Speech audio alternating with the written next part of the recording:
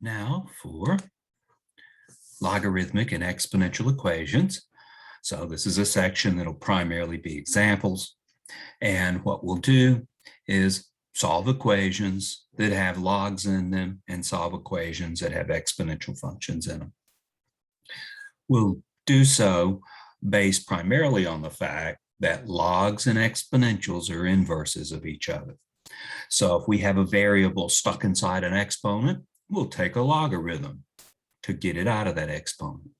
If we have a variable stuck in a logarithm, we'll make it an exponent. We will exponentiate to get the variable out of the logarithm. Whatever the log does, the exponential function undoes. And we've got our properties of logarithms and properties of exponentials from our previous experience. So we'll just go through several examples with this stuff. Section 5.6, number 10, says solve for x in this equation. Log base 5 of 2x plus 3 equals log base 5 of 3. As just mentioned, we're solving for x. As always, trying to get x by itself. The problem here is x is stuck inside this log function. If the log function wasn't there, you'd still try to get x by itself. You've got the interpreted as sort of the plus 3 is in the way. It's easy to get rid of a plus 3 by subtracting 3. The 2 times is in the way, divide by 2. But in addition to that, we've got the log function in the way. So the log base 5 function is, in the way. It's blocking us from accessing x and solving for x. So we'll get rid of it as well. We know by our previous experience, documented as theorem 5.5.a part 1, a log base a of m equals m for all positive m. And that puts a constraint on what x can be right there, by the way. But this is actually just the definition of inverse functions. The fact that a log and an exponential are inverses of each other. To get rid of the log, we'll make it an exponent. We will compose that log with its inverse function, an exponential function. We're dealing with log base 5, so the inverse is an exponential function, base 5. 5 to the x is the exponential function that we're using. So we will simply exponentiate both sides using the 5 to the x function.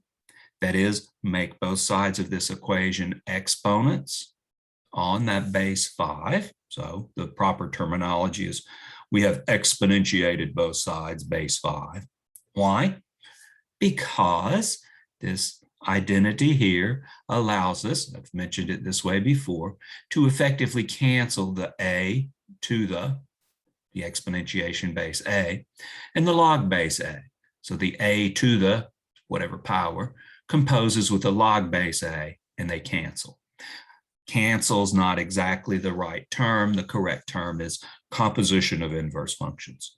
Whatever this log function is doing, this exponential function undoes and allows us access to m, allows us access to the thing inside the log function. That's the reason we're doing this.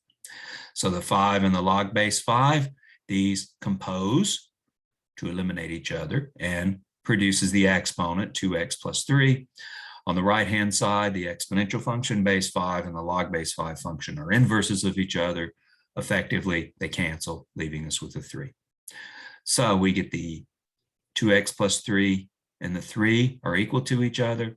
Now subtract 3 from both sides, then divide by 2. We get x equals 0. I was worried a little bit about the domain of these functions. We can't take the log of a negative. If we plug in x equals 0, indeed, we get log base 5 of 3 equals log base 5 of 3. So that solution does work. That won't always be the case, as we'll illustrate here shortly. So standard algebra combined with eliminating the log function. You eliminate log functions using exponential functions. We'll eliminate exponential functions using log functions. Okay, here we got 2 log functions. Must be common log, it's log base 10 because the base isn't explicitly written. So we'll combine these logs. I want a single log expression on each side of the equation at worst. So let's take the fact that log base 10, common log of x plus common log of x minus 21. Sum of the logs is the log of the product. I'll more verbally refer to that and progressively less refer to the exact theorem numbers. But property of logarithms, sum of the log is the log of the product. So we get the log of x times x minus 21. We can distribute or not. That's the log of distributing x squared minus 21x. This will save us some arithmetic later. So we need this left-hand side, this thing to equal 2. We need log, common log of x squared minus 21x to equal 2. We're solving for x. The log function's in the way. We'll compose it with its inverse. Here we're dealing with a base 10 logarithm. So we will exponentiate base 10. That is, make both sides of this equation exponents of 10. Then the 10 and the log base 10, the 10 and the common log, compose to give the identity function, in essence cancel, giving us x squared minus 21x. Right-hand side, we got 10 squared. That's 100. So we can take the 100 to the left-hand side, producing the familiar algebraic equation, x squared minus 21x minus 100 equals 0. So it's become an issue of solving this, though there's some more details to process in this, so we'll elaborate on. This, worst come to worst, we got the quadratic formula, but I look for two numbers whose product is negative 100 and whose sum is negative 21, factoring. Negative 25 and 4 will work. We would have negative 25 times 4, that's negative 100. Here we'd get a negative 25x. Here we get a plus 4x, and that would leave us with negative 21x as needed. So this factors to produce this, setting each term equal to 0. We get x equals negative 4 and x equals 25. But if we check these, remember, there's concerns over the fact that we cannot take the log of a negative. X equals 25. This is in the domain of both log functions. We get a 25 here. We can take the log of 25. We get the log of 25 minus 21. We get the log of 4 here, and we can do that as well. So no problem with the 25. But with x equals negative 4, that's not in the domain of either of these log functions. You can't take the log of negative 4, can't take the log of negatives. Plug negative 4 in for x here. We'll need the log of negative 25, and we can't do that either. So negative 4 doesn't work, and the solution must be x equals 25. What's happened here is we've said, based on this equation, that implies this equation, it implies this equation, and it's right here that things happen, which implies this equation. But that's not a two-way implication. This statement and this statement, these are not equivalent. Here, remember, we can't have a negative in that exponent. And we do get a negative in that exponent. In particular, when you plug in x equals negative 4, you've got a problem with that. Negative 4, so we don't have a problem with that. We got a problem with some things upstairs. But we've canceled the common log and the exponential base 10. And that only works when we have numbers in the domains of the inner function, the domain of the log function. And we see how we've constructed that. We have a problem with negative 4. It comes back ultimately from up here. So we can't use a negative 4. I substitute that back in and some things go wrong. The long and the short of the story is, when you do this properties of logarithms thing, there were constraints on the domains. When you do this composition of functions thing, there were constraints on the domains, and those may be lost in the manipulations. So we'll take the implications moving downward. We had two possible choices. We need to check both of them to make sure they work. In this case, one does and one doesn't. In the previous case, we had no problems. But that'll be an added step in these manipulations involving logs and the compositions of logs and exponentials. Can't take logs and negatives. Can't take the log of 0. Let's look at one with natural logs. Okay, the book has a number on this style. It's just a slight modification of the equations we've been dealing with. So we're looking at natural log of x minus 3 square root of natural log of x plus 2 equals 0. There's a trick. That trick is to let u equal the square root of natural log of x. In so doing, you can't argue with you're just changing variables, but in making that substitution, this equation then becomes natural log of x. Well, the natural log of x would be u squared. Square both sides, we get u squared equals the square root of log x, quantity squared. That's the natural log of x. With this substitution, this becomes u squared.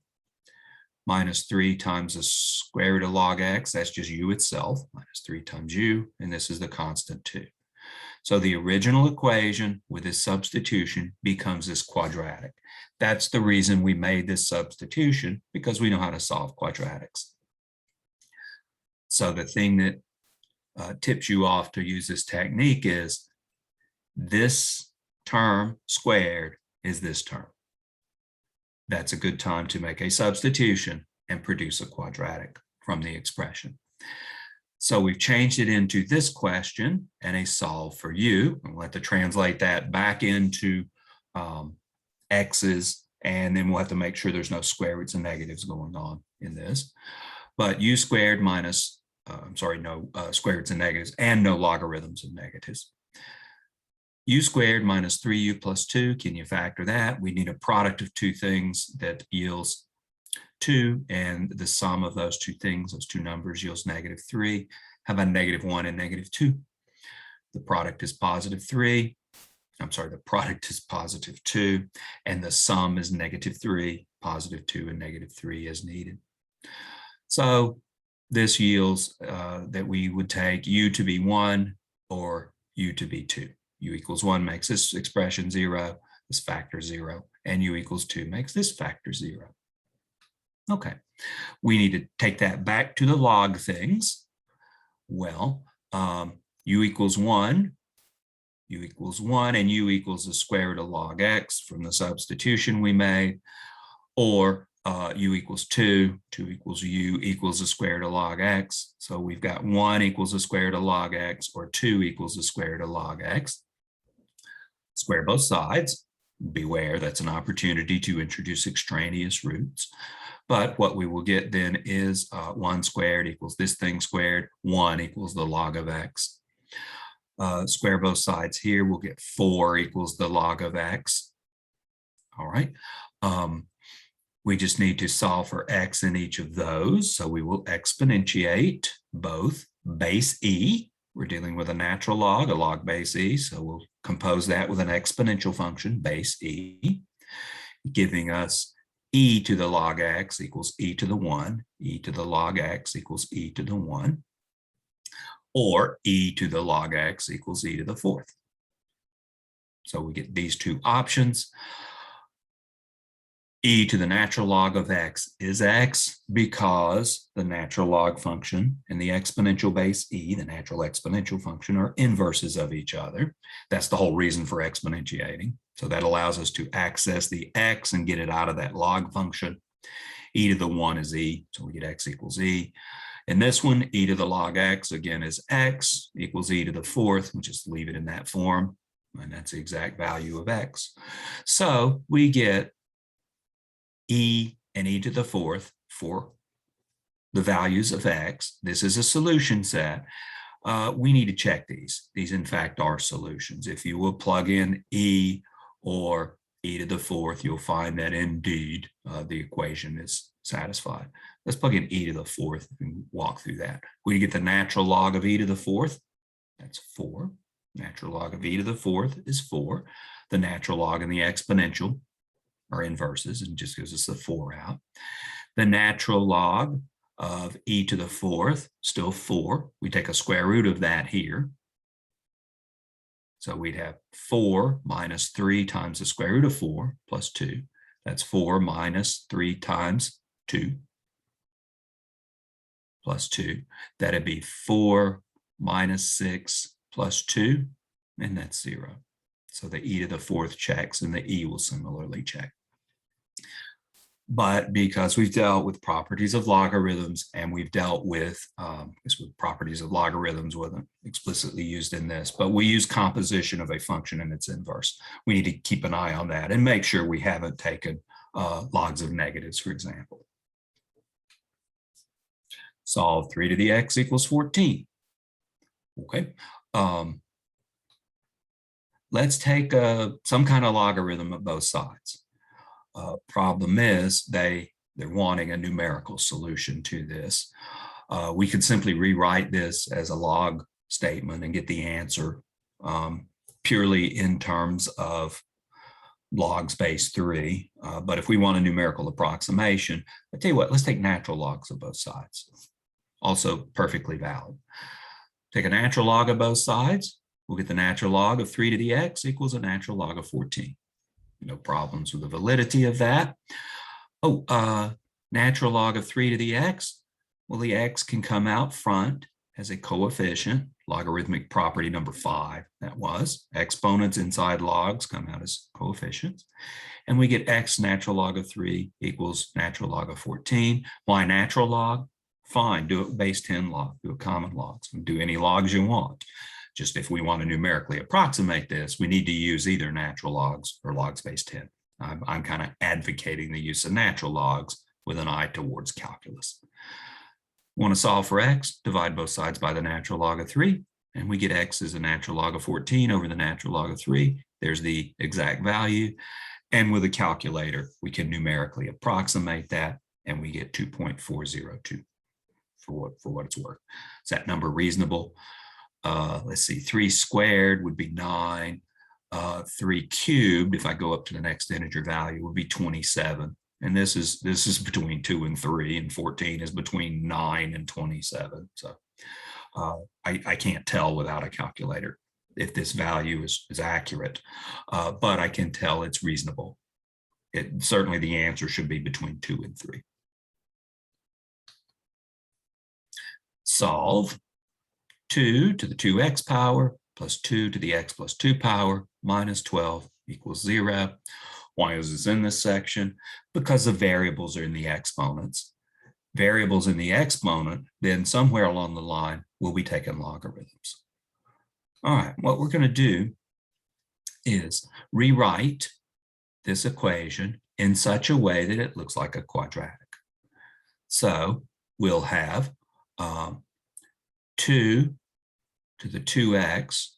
Let's rewrite that as 2 to the x squared. Logarithmic property justifies that this equals that.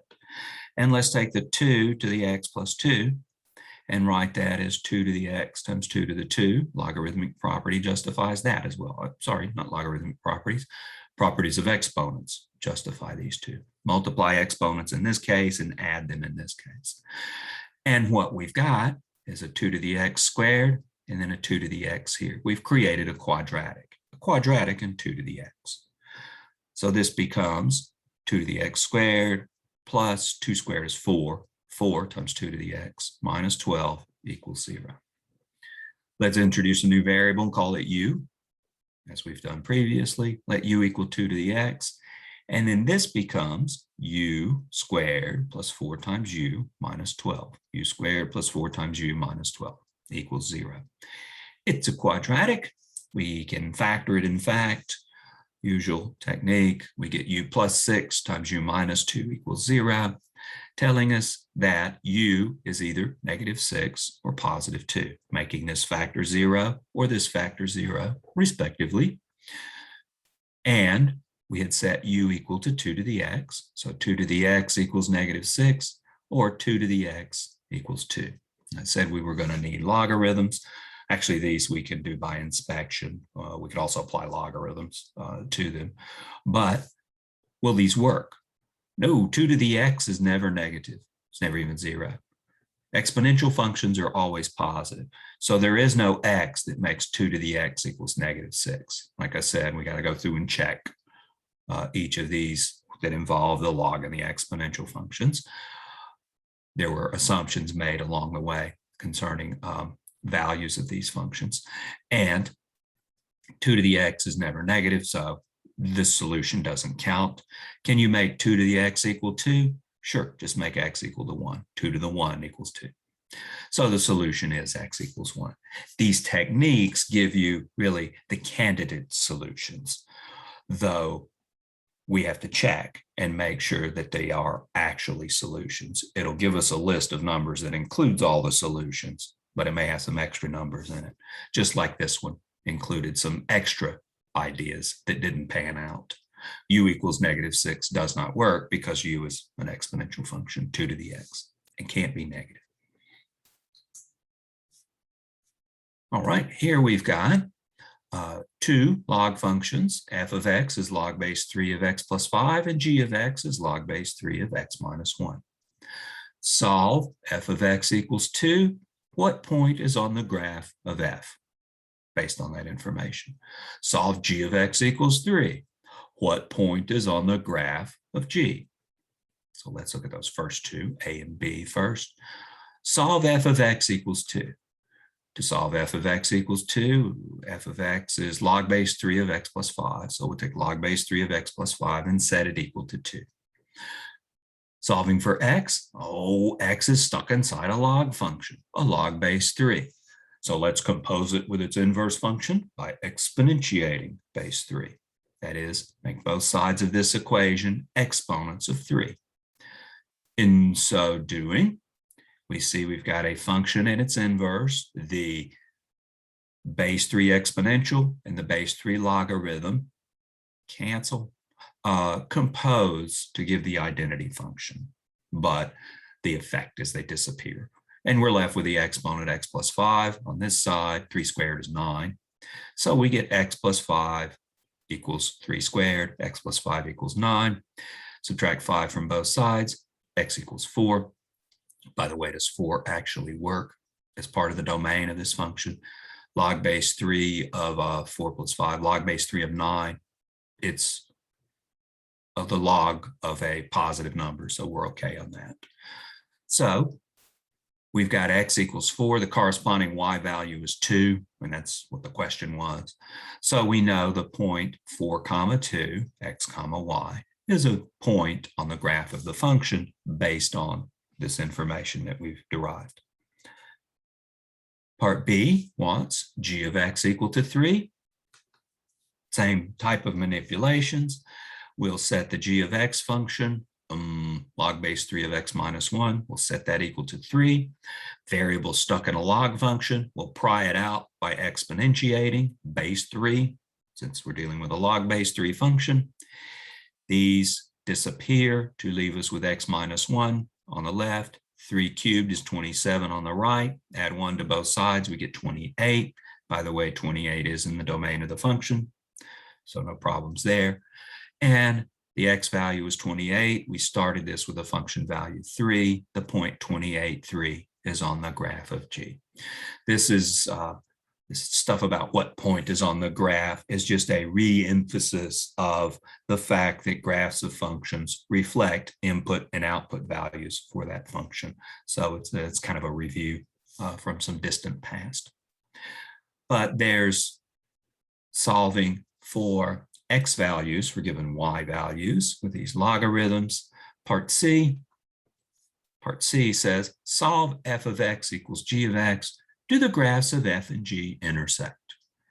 Well, to solve f of x equals g of x, we'll just set them equal to each other. F of x is log base 3 of x plus 5. G of x is log base 3 of x minus 1, as given in the statement. We'll set these equal to each other and exponentiate both sides, base 3. Log base 3, log base 3. Make these sides of the equation exponents of 3. The 3 and the log base 3 cancel on both sides. Well, composition of inverse functions. And we're left with x plus 5 equals x minus 1. Subtract x from both sides. maybe move the -1 to the right-hand side. We get 0 equals 6, so we got a problem here.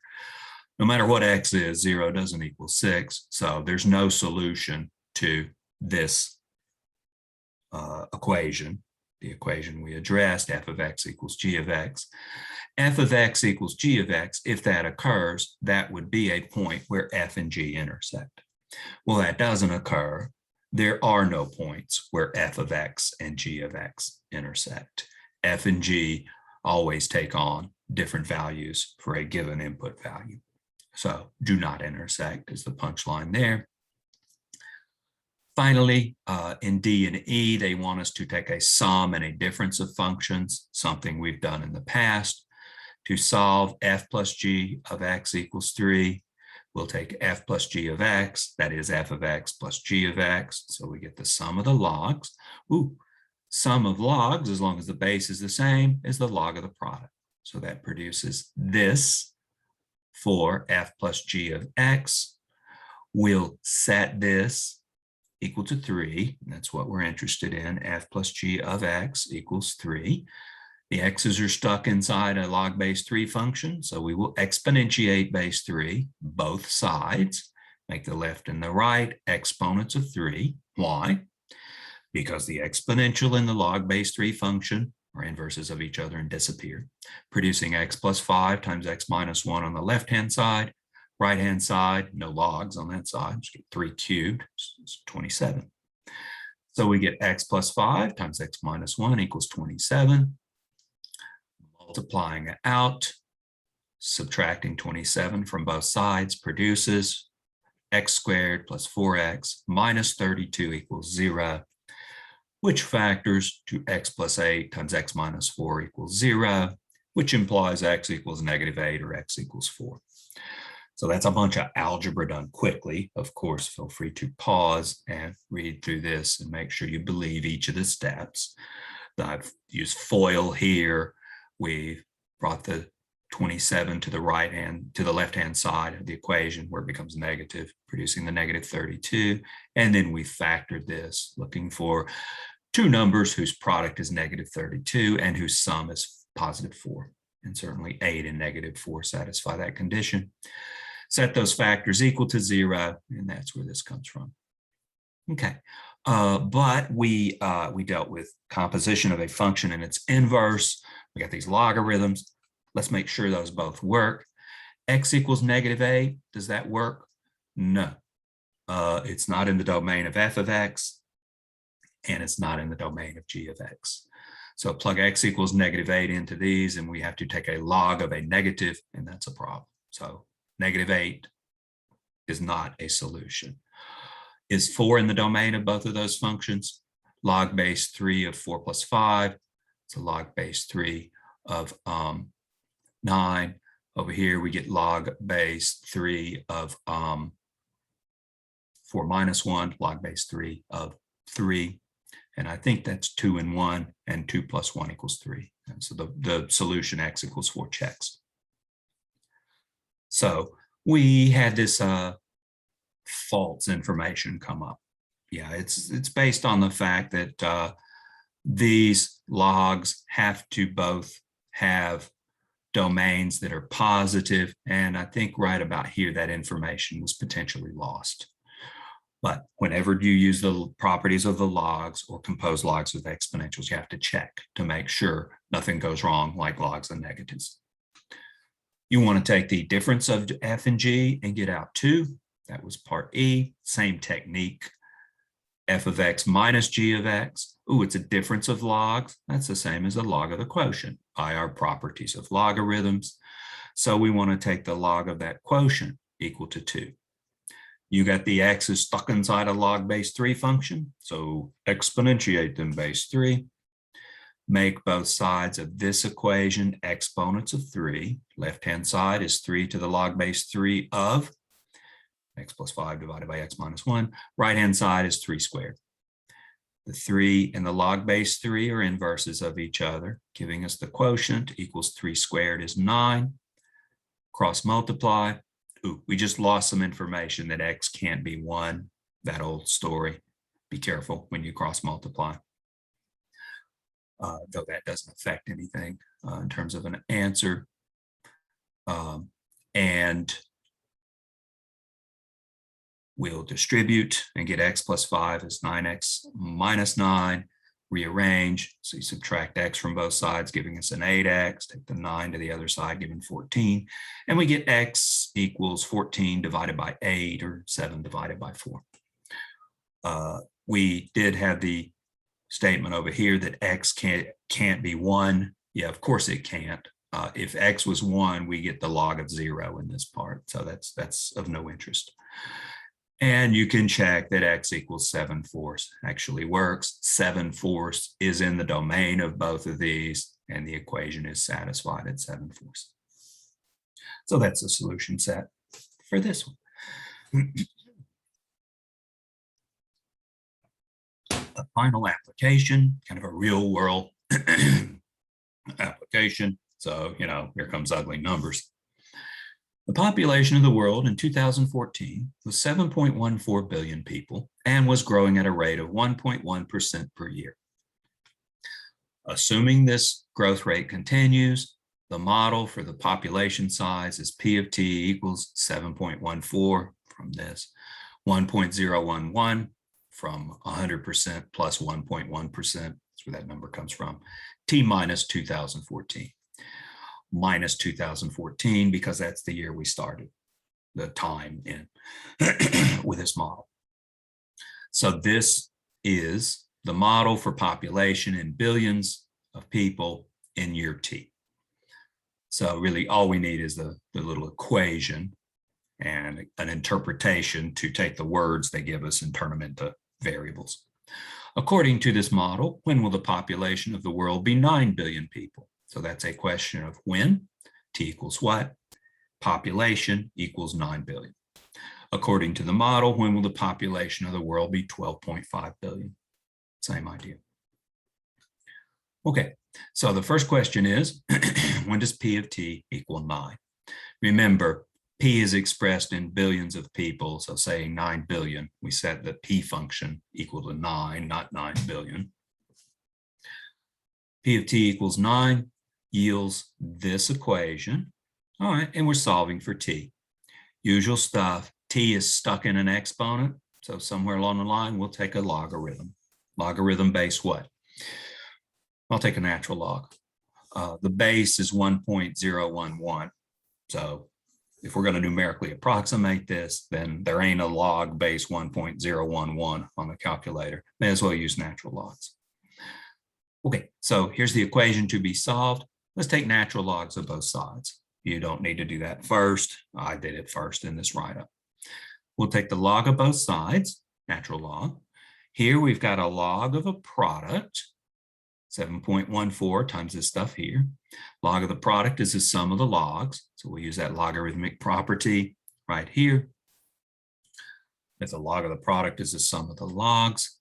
Now we've got t as part of an exponent inside a log function, so that t minus 2014, that exponent can be brought out front as a coefficient, another logarithmic property, and the hard work's done. We got t kind of down on ground level. So now it's just a matter of isolating t. And we get some ugly symbols around there, but the algebra is straightforward. So let's see, let's take the log of 7.14 to the other side, giving us natural log of 9 minus natural log of 7.14, leaving this stuff on the left-hand side. Maybe divide by the natural log of 1.01 on both sides, giving us t minus 2014 equals right-hand side divided by the natural log of 1.011, and then add 2014 to both sides. And here's the precise answer. If we were so possessed, here we've got a difference of logarithms. We could write that as a logarithm of a quotient if you like. But how about I just feed all this stuff into a calculator? Here's what we get exactly for a t value. Next slide will pick up with that. So t is exactly this. This is approximately, digging up a calculator and inserting these numbers into the natural log function will produce approximately this, 2035.162. So the population will reach 9 billion in the year 2035, according to this model. How about when the population reaches 12.5 billion? Exact same manipulations. Here's the function. We'll take a natural log. We'll use the properties of logs. Log of a product is the sum of the logs. Move this to, let's see, where does that happen? Move this to the other side. Bring the exponent down. Divide both sides by this. Add 2014. And if you'll notice, this looks awfully similar to what we had precisely up here. The only difference is we have a 9 in this one and a 12.5 in the corresponding position down here. So you see the pattern of the answers from that. And we feed that to a calculator and we get exactly this value at approximately 2065. So the population, according to this model, will reach 12.5 billion in the year 2065. And that's the content of section 3.6, was it? Next, we'll do section 3.8. So we're going to skip to that one and look at some more models, real world models, including the logistic equation, which involve or are related to logarithm functions and exponential functions. And that will finish up Precalculus 1 algebra. So I'll see you in the last section and we'll wrap this up. Have a nice day.